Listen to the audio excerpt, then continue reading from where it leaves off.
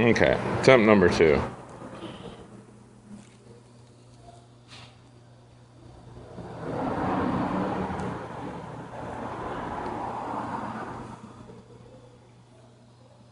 This is a seatbelt assembly with an explosive lock on it. That is no good because it got damaged in shipping. Can't put that in somebody's car, and since it's explosive, we can't ship it back.